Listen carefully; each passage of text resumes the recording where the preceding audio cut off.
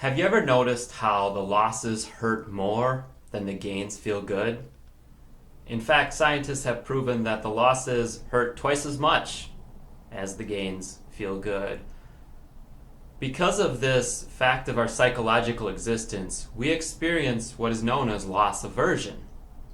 And that is the tendency to prefer avoiding the losses rather than experiencing the equivalent gains. It's a pretty simple concept, and in fact, it shows up quite a bit in life. From our fear of rejection to our resting on our laurels to playing it safe and staying in that safe job. But today, I'm going to talk about money. So, why does loss aversion matter to your financial well-being? Well, loss aversion is holding you back. And what's it holding you back from? It's holding you back from optimizing your savings and investments and creating the wealth that you deserve. In fact, I maintain that you will never create the wealth that you deserve until you understand how loss aversion holds you back and how to overcome it.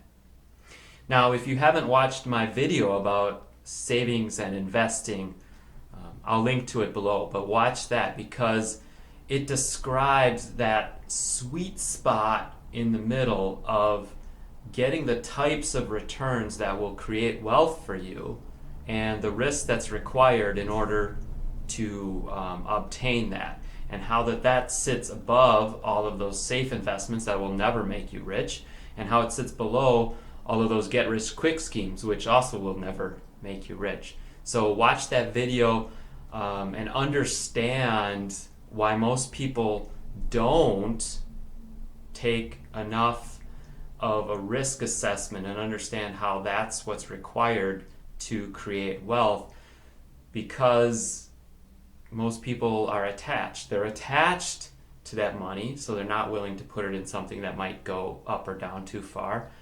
They're attached to that outcome, but most of all, they're attached to not losing.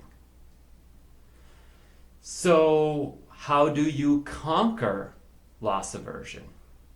Well, there's three things that you need to do, and the first is awareness. Well, we've started on that, right? If you weren't aware of loss aversion before, you certainly are now. Read up on it some more. It's a fascinating topic. So become intellectually aware of it, understand how it works in your psychology, but more importantly, understand how it works for you personally on an emotional level. Because this is where the rubber meets the road. You need to understand in what ways, for you specifically and personally, is it holding you back? What are the emotions that you experience around those fears of losing? The second item is to stop treating money as a finite gain. And there are two ways that you're treating money as finite. And those are time and amount. Start with amount. You believe that you're only capable of creating a finite amount of money in your life, and there's only a finite amount of money to go around. You need to start understanding the fact that you are infinitely resourceful and that you can create an infinite amount of wealth in your life. You need to start understanding that you're treating money as a finite game for time as well. We tend to experience loss aversion because we see losses in a short-term fashion. Put some money in the stock market, next day it goes down 5%. Oh, that's a loss. But it's not. It's not if you change that time horizon to larger. Infinite would be ideal, but we experience life on a finite scale. But the closer you can get to that infinite long view, the better. For example, stock market, right? If you put some money in here 100 years ago, and now here you are today, right? It's a straight line of progress. On an infinite scale, it is, right? So understand that money, if you take a long enough view, has an infinite time scale. Now, there are some institutions and people who understand this that understand money is infinite on a time scale. Things that understand this are casinos, the banking industry, and billionaires, right? Understand money the way that they do. Number 3 requires some emotional labor. And the first part of that is being able to experience the temporary discomfort of losses and understand that in terms of this too shall pass. Being able to see those again as those blips on the radar, being able to handle those and be able to get through them.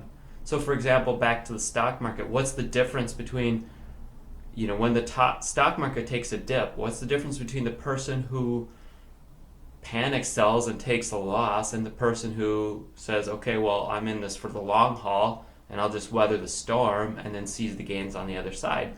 The difference is that person who was able to do that was able to weather that storm and sit through that discomfort. And the other part of that is detachment from the money itself and your financial decisions.